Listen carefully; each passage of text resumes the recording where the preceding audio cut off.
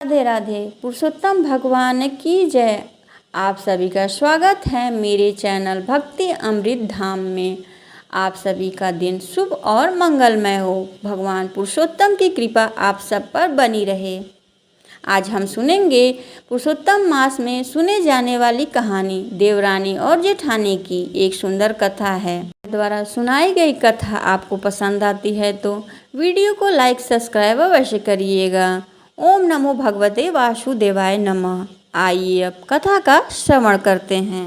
गांव में एक देवरानी और जेठानी रहती थी। देवरानी धार्मिक प्रवृत्ति की थी, वह पूजा पाठ किया करती थी, लेकिन जेठानी की पूजा पाठ में कोई रुचि नहीं थी। वह कभी भी भगवान का पूजन नहीं करती थी, ना कोई धर्म का कार्य करती थी, किसी को एक गिलास पानी भी नहीं देती। जेठानी अपनी देवरानी से पूजा पाठ करने के लिए भी मना करती। वह कहती, क्या तुम दिन भर बाहर पूजा पाठ करने में लगी रहती हो? कभी मेरे साथ बाहर भी चला करो। गांव में चलेंगे, बैठेंगे, उठेंगे, औरतों से बात करेंगे। लेकिन देवरानी मना कर देती। वह कहती, नहीं दीदी, मुझे बाहर नहीं जाना, ना किसी के साथ बैठना अच्छा लगता है। मुझे तो पूजा पाठ करना ही अच्छा लगता है। मेरा मन पूजा पाठ करने से खुश रहता है। यह सुनकर जेठानी को बहुत बुरा लगता, क्योंकि वो चाहती देवरानी भी पूजा पाठ ना करें, क्योंकि ऐसा करने से सब लोग उसका सम्मान करते और उसकी प्रशंसा करते। सभी कहते ये बहुत ही पूजा पाठ वाली है, अच्छे का धर्म कर्म करने वाली है।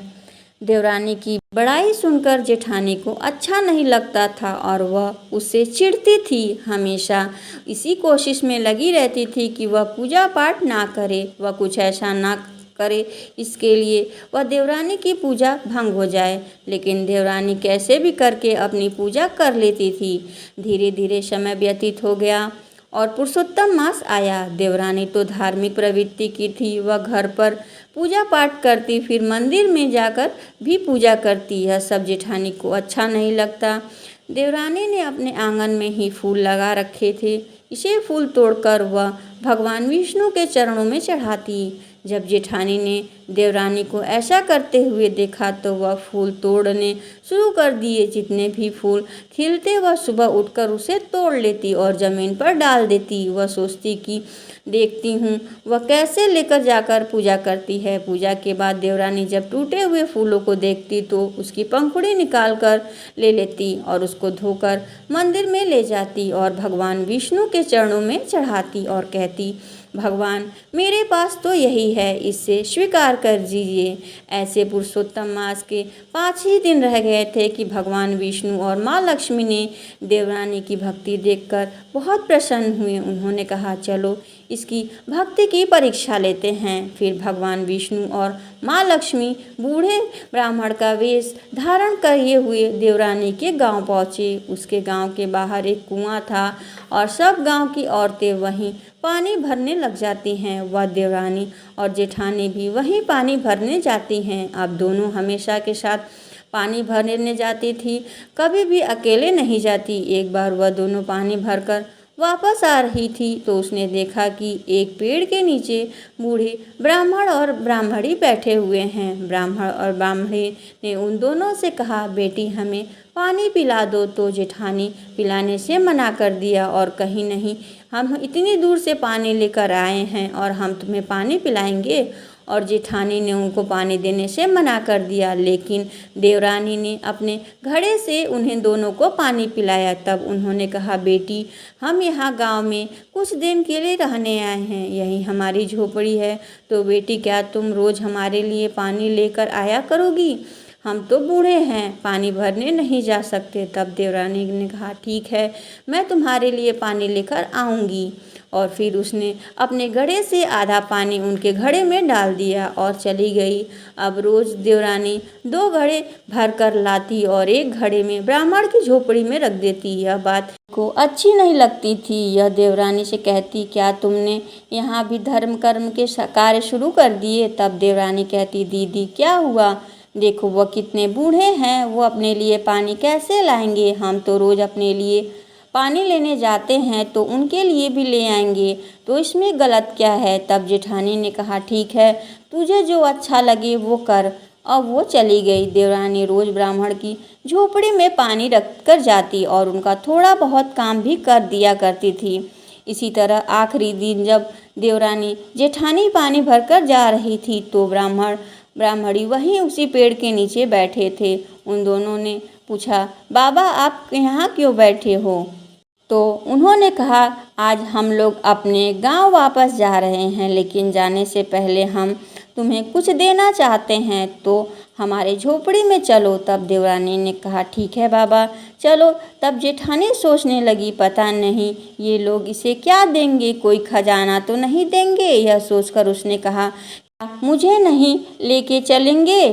फिर उसने कहा, मुझे क्यों ले जाएंगे? मैंने तो आपको पानी पिलाया ही नहीं, आपका कोई काम किया नहीं। तब भगवान विष्णु ने कहा, बेटी ऐसी कोई बात नहीं, तुम भी हमारे साथ चलो, कर्मों का फल तो सबको मिलता है। फिर सब लोग झोपड़ी में गए। उन्होंने देखा कि 2 घड़े रखे हुए हैं, एक घड़ा सोने का और एक घड़ा मिट्टी का। तो उन ब्राह्मण ने कहा, बेटी इनमें से तुम्हें एक घड़ा उठा लो और तुम्हारे कर्मों के हिसाब से रोज़ तुम्हें इसमें से कुछ न कुछ मिलेगा। जेठानी ने जल्दी से सोने का घड़ा उठा लिया और बहुत खुश हुई। घड़े के मुंह पर कपड़ा बंधा हुआ था। तब भगवान ने कहा, यह घड़ा तुम्हें कल खोलना है, अब इसे मत खोलना। सुबह उठकर नहा धोकर तब इसे खोलना, और जैसे तुम्हारे कर्म होंगे उसी के हिसाब से तुम्हें कुछ न कुछ जरूर मिलेगा। फिर दोनों देवरानी जेठानी अपने घड़े को लेकर अपने घर आई। जेठानी तो अपना घड़ा अलमारी में रख दिया, क्योंकि वह सोना था, तो उसे उसमें लगा कि कोई उसे चुरा न ले। देवरानी अपना घड़ा पूजा घर में रख दिया। सुबह दोनों देवरानी जेठानी उठकर स्नान किया और जेठानी ने जल्दी से अपना घड़ा खोलकर देखा तो उसमें राख भरी थी और सोने का घड़ा मिट्टी का बन चुका था। वह गुस्सा हो गई। उधर देवरानी ने स्नान किया और पूजा पाठ किया, फिर मंदिर गई। तब आकर उसने खोला तो देखा कि उसका घड़ा सोना चांदी हीरे मोती से भरा हुआ है। यह देखकर देवरानी बहुत खुश हुई। तभी गुस्से में जेठानी उसके घर आई और पूछा, तेरे घड़े में क्या निकला? तो देवरानी ने बताया, मेरे घड़े में तो सोने चांदी और हीरे मोती निकले हैं। तो जेठानी और भी ज़्यादा गुस्सा हो गई और अपनी देवरानी से लड़ाई करने लगी। इसका मतलब तूने मेरा घड़ा चुराया है, सोने का घड़ा तो मेरा था, यह सब चीज़ें तूने मेरे घड़े से निकाली चाहिए, तेरे नहीं। तब देवरानी ने कहा, नहीं दीदी, मैंने आपका घड़ा नहीं चुराया, मैंने तो आपके घर में भी नहीं गई। जेठानी नहीं मानी और वह घड़ा उठाकर ले आई। अब ईटा पत्थर से भरा हुआ घड़ा वहीं रख गई। रात को फिर जेठानी ने अपना घड़ा अलमारी में रख दिया और देवरानी ने पूजा के घर से सुबह फिर जेठानी ने अपना घड़ा खोल के देखा तो उसमें घड़े में कंकड़ पत्थर कोयले मिले और देवरानी ने पूजा पाठ करके घड़ा खोला तो फिर उसमें हीरे मोती मिले। अब तो रोज़ ऐसा ही होता। धीरे धीरे जेठानी बहुत अमीर हो गई।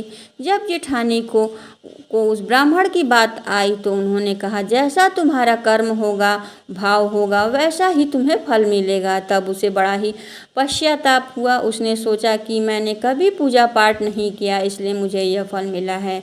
जब मेरे कर्म ही बुरे हैं तो मुझे राख और कोयला कंकड़ ही पत्थर मिले थे। फिर वह अपनी देवरानी के पास गई और उससे माफ़ी मांगती है और कहती है, मैंने तुम्हारे साथ गलत किया, मुझे माफ़ कर दो। तब देवरानी कहती है, कोई बात नहीं दीदी, आपको अपनी गलती का एहसास हो गया, मेरे लिए यही बहुत है। फिर दोनों देवरानी जेठानी मिलकर पूजा पाठ करने लगी, मंदिर जाने लगी, भगवान विष्णु की पूजा करने लगी। फिर भगवान विष्णु की कृपा से जेठानी के पास भी धन की कोई कमी नहीं रही। अब सब मिलकर देवरानी जेठानी दोनों मिलकर हंसी खुशी रहने लगे। हे भगवान विष्णु, जैसे आपने देवरानी और जेठानी पर कृपा की, वैसे अपनी सभी भक्तों पर कृपा करें और अपनी कृपा हम पर भी बनाए रखना। जय विष्णु भगवान। जलदान की महिमा। यह कहानी उस समय है जब सूरज आग उगलता है और धरती प्यास से फटने लगती है, यानी जेठ का महीना हमें ये कथा सिखाती है कि हमारे छोटे छोटे निस्वार्थ कर्म जैसे जन्म जन्मांतर के पापों को नष्ट कर देते हैं। किसी गांव में मंगल नाम का एक व्यक्ति रहता था। मंगल बहुत ही मेहनती था, लेकिन उसका भाग्य उसका साथ नहीं देता। वह जो भी कार्य हाथ में लेता वह बिगड़ जाता। उसके घर में दरिद्रता का वास था और समाज में उसे मनहूस मानकर दूर रहता था। एक बार जेठ के महीने में भीषण गर्मी थी। गांव के कुएं सूख गए, पशु पक्षी प्यास से तड़पने लगे। मंगल के खाने का भी दाना नहीं था, लेकिन उसके मन में एक अजीब सी बेचैनी थी। रात भर सपने में एक विशाल सूखा हुआ पीपल का पेड़ दिखाई दिया। उसके मन में एक अजीब सी बेचैनी थी। उसे रात भर सपने में एक विशाल सूखा हुआ पीपल का पेड़ दिखाई दिया। उसकी जड़ें पानी के लिए छटपटा रही थी। एक दिन मंगल ने निश्चय किया, वह पूरे गांव से दूर उस पुराने सूखे पीपल के पेड़ की सेवा करेगा जिसे लोग श्रापित कहते हैं। गांव वालों ने उसका मजाक उड़ाया। अरे वह मंगल खुद पीने के पानी नहीं है और उसे सूखे पेड़ को सींचने जा रहा है। पागल हो गया है क्या? मंगल ने किसी की नहीं सुनी। वह हर रोज 3 कोस दूर नदी से एक मटका पानी भरकर लाता और उस पीपल की जड़ में डालता। रास्ते में यदि कोई प्यासा राही मिला तो उसे भी आधा पानी पिला देता। उसकी खुद की जीभ प्यास में कांटे जैसी हो जाती, पर पैर छालों से भर जा गए, लेकिन उसका नियम नहीं टूटा। एक दोपहर तेज लू के कारण मंगल बेहोश होकर पीपल के नीचे गिर पड़ा। उसकी आत्मा शरीर छोड़कर यमराज के दरबार में जा पहुंची। यमराज ने चित्रगुप्त से पूछा, इस जीव का क्या लेखा जोखा है? चित्रगुप्त ने पोथी खोली और गंभीर होकर बोले, महाराज, इसके पिछले कई जन्मों के पाप अत्यंत भारी है। इसने पिछले जन्म में एक प्यासे को कुएं से कूदकर भगाया, एक छायादार वृक्ष को काटा था। इसी संचित कर्म के कारण इसे जन्म से दरिद्र और अभागा है। इसे नरक की भयानक यातनाएं मिलनी चाहिए। लेकिन तभी उसकी कक्ष में एक दिव्य सुगंध फैली। चित्रगुप्त ने पन्ने अपने आप पलटने लगे। उन्होंने आश्चर्य से कहा, किंतु महाराज, पिछले 1 महीने से इसने जेठ की दोपहरी में इसने जल दान किया है और पीपल को सींचा है। उसने इसके सैकड़ों वर्षों के पाप भस्म कर दिए। इसके द्वारा पिलाए गए पानी की एक बूंद अब अमृत बन गई है। यमराज ने मंगल की आत्मा से कहा, वत्स, निस्वार्थ सेवा से नियति को बदल दिया जा, तेरा समय अभी शेष है। अचानक मंगल की आंखें खुली तो उसे लगा कि जैसे उसके शरीर में एक नई ऊर्जा आ गई। जैसे ही वह उठा, उसने देखा वह सूखा पीपल अब हरा भरा हो चुका था। उसके पत्तों से शीतल ओस की बूंदें टपक रही थी। हैरानी की बात तो यह थी कि जहाँ उसने मटका रखा था वहाँ जमीन जल से एक निर्मल धारा फूट रही थी। वह स्थान एक सुंदर शीतल जन कुंज में बदल गया। मंगल जब गांव लौटा तो उसका स्वरूप बदल चुका था। उसके घर की दरिद्रता गायब हो चुकी थी। जिस जमीन को लोग बंजर कहते, वहाँ फसलें लहरा रही थी। वह गांव का सबसे सम्मानित व्यक्ति बन गया। उसने वहां एक धर्मशाला और प्याऊ बनवाया। यह कथा हमें सिखाती है कि जेठ के महीने में जल पिलाना सबसे बड़ा पुण्य है। पीपल के त्रिदेवों का वास होता है। उसे सींचने से पितृदोष और संचित पापों का नाश होता है। यदि मनुष्य के इरादे नेक हो तो वह बुरे प्रारब्धों को पुरुषार्थ और सेवा में बदल सकता है। जेठ मास में जो करे पीपल का दान, यम की फांस से छूटकर पावे पद निर्माण। बोलिए पीपल देवता की जय। अब सुनिए जाट और जाटनी की कथा। किसी गांव में एक जाट और जाटनी थे। वे बहुत गरीब थे। एक दिन जाटनी ने जाट से कहा, मैं तुम्हें 4 रोटी बनाकर देती हूँ, तुम नदी के किनारे जाना, वहाँ राम लक्ष्मण आते हैं, वहाँ जाकर कहना, राम लक्ष्मण बड़े छोटे, वह बैठे अबके डाली, वह बैठे चंबे की डाली, मिट्टी का रथ दशरथ बनावे, माखन मिश्री का भोग लगावे, परिक्रमा घर को आवे, जाट पूरे रास्ते याद करता चल रहा था, परंतु वहाँ जाकर भूल गया। वह जाकर बोला, लक्ष्मण बड़े, राम छोटे, वो बैठे हैं अम्बे की डाल, वो बैठे चंबे की डाली, मिट्टी की दशरथ बनावे, माखन मिश्री भोग लगावे। देव की परिक्रमा को आवे, राम लक्ष्मण से बोले, लक्ष्मण इसने तुम्हें बड़ा सताया है, तुम इसे कुछ दे दो। तब लक्ष्मण जी बोले, प्रभु इसकी बुद्धि मलिन हो गई है, यह मूर्ख है, कहीं राम से बड़ा कोई इस दुनिया में तो है।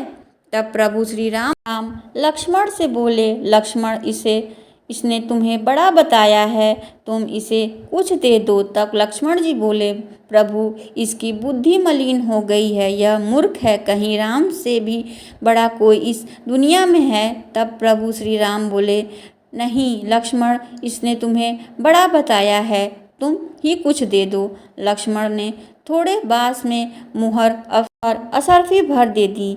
रास्ते में सारी मुहर असरफियाँ चोरों ने लूट ली। घर गया, जाटनी ने पूछा, कुछ मिला? जाट ने कहा, हाँ मिला तो बहुत कुछ था, परंतु रास्ते में चोरों ने लूट लिया। तब जाटनी ने कहा, कोई बात नहीं, कल फिर जाना।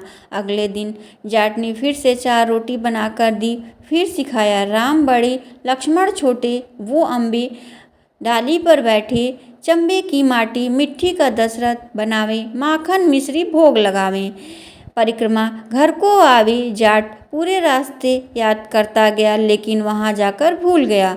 वह फिर बोला, लक्ष्मण बड़े, राम छोटे, बैठे अम्बे की डाल, वो बैठे चंबे की डाली, मिट्टी का दशरथ बनावे, माखन मिश्री को भोग लगावे।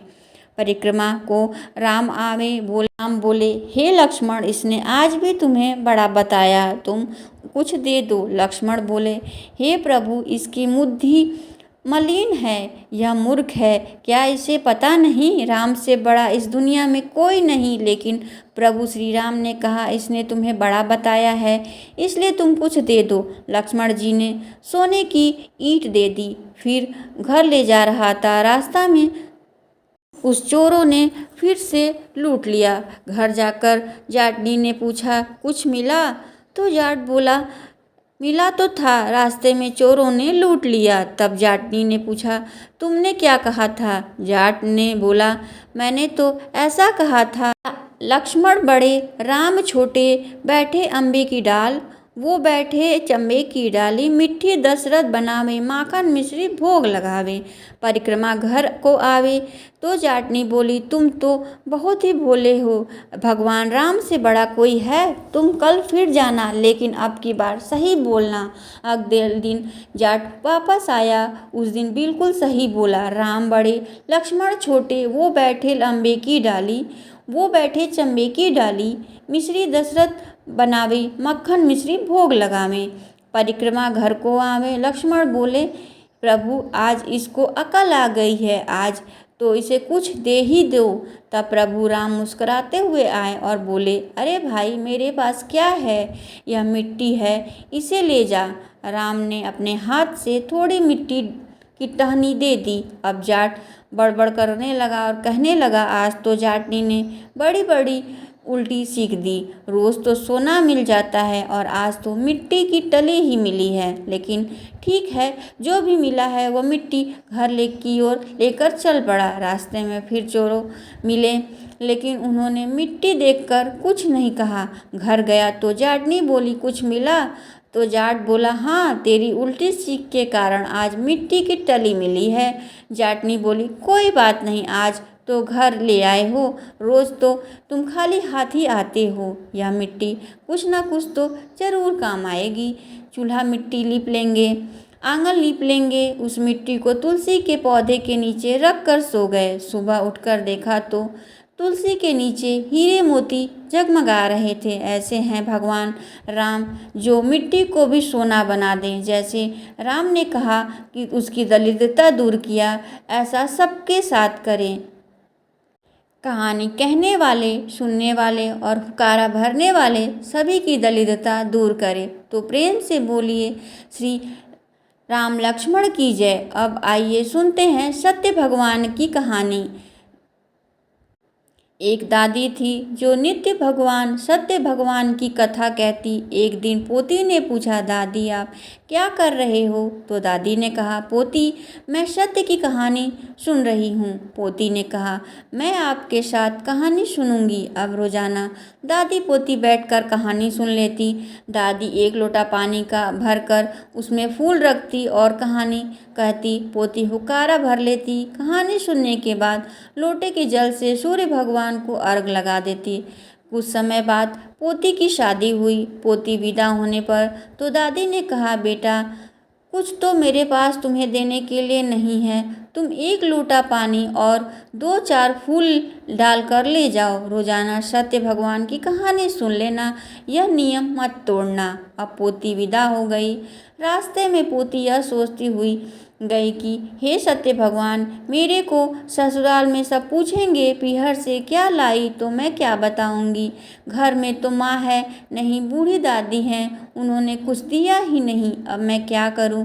वह सत्य भगवान से प्रार्थना करने लगी। तब सत्य भगवान ने सोचा, मुझे इसका कष्ट दूर करना चाहिए। अब चलते समय पोती को रास्ते में दिन उग गया तो उसने डोली को रुकवाया और रास्ते में नदी पर नहा धोकर 4 फूल लिए, लोटा का पानी लेकर कहानी सुनी। सत्य भगवान की कृपा करके हीरे मोती के गहने हो गए।